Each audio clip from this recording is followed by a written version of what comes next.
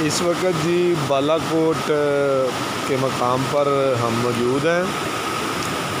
اور دریائے کنہار جو ہے اس کے کنارے بیٹھے ہوئے ہیں. میرے ساتھ جناب وسیم کھوکھر ایڈوکیٹ صاحب ہیں اور ہم دونوں جو ہیں باقی دوستوں سے ذرا علیحدہ ہو کے واک کرتے کرتے دریا کے کنارے آ گئے ہیں اور یہ دریائے کنہار کی لہریں جو ہیں اور ان کی رفتار جو ہے اور ان کا شور جو ہے اس کو دیکھا جائے تو انسان کے اوپر ہیبت طاری ہو جاتی ہے اور بہت دلکش منظر ہے. اور یہ دریائے کنہار کا جو پانی ہے جی یہ بہت ٹھنڈا پانی ہے اور دریا کی رفتار جو ہے اس کو دیکھ کے اندازہ ہوتا ہے کہ جو ہمارے پنجاب کے دریا ہیں ان کے مقابلے میں یہ جو دریائے کنہار ہے اس میں پانی کی اس موسم میں بھی رفتار بھی بہت تیز ہے, پانی کی فراوانی بھی بہت ہے اور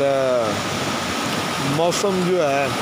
اس کی دلکشی میں یہ دریا کا منظر جو ہے وہ اضافہ کر رہا ہے. وسیم کھوکھر صاحب آپ بتائیں ذرا جی, یہ دریائے کنہار کے کنارے بیٹھ کے اور دریا کی لہروں کا شور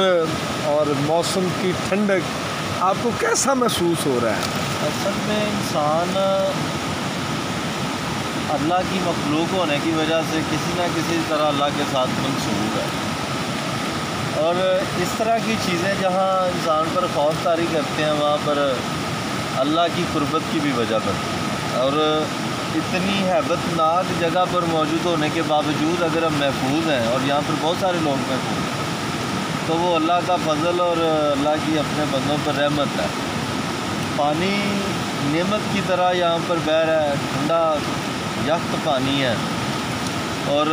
لوگوں کی ضروریات کو پورا کرنے کے لیے کافی ہے. اور ہم اس معاملے میں تھوڑے سے ناشکرے واقع ہوئے ہیں کہ ہمیں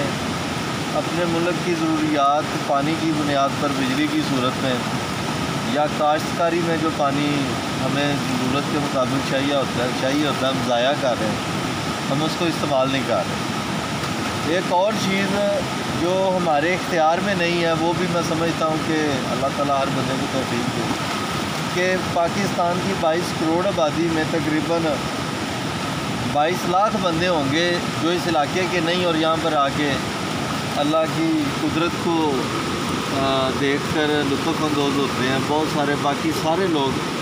اس پوزیشن میں نہیں ہیں مالی معاملات میں, تو اللہ ان کو توفیق دے کہ وہ یہاں آئیں, اللہ کی قدرت کو دیکھیں اور یہاں کے لوگوں کو اللہ توفیق دے کہ وہ لوگوں کے جائز پیسے خرچ جب وہ کر کے یہاں آئیں تو انہیں یہ محسوس نہ ہو کہ ہم کسی غلط لوگوں کی جگہ پر آ گئے. باقی عابد صاحب اپنا تجربہ آپ کو بتائیں گے. یہ جی سفر ہمارا جاری ہے, اس کے بعد ہم تھوڑی دیر کے لیے بالا کوٹ رکے ہیں تو ہم نران کی طرف روانہ ہونے والے ہیں اور یقین مانیں یہ ہوا کی ٹھنڈک اور پانی کی ٹھنڈک اور یہ دریا کا پانی جو ہے اس نے روح کو تازہ کر دیا.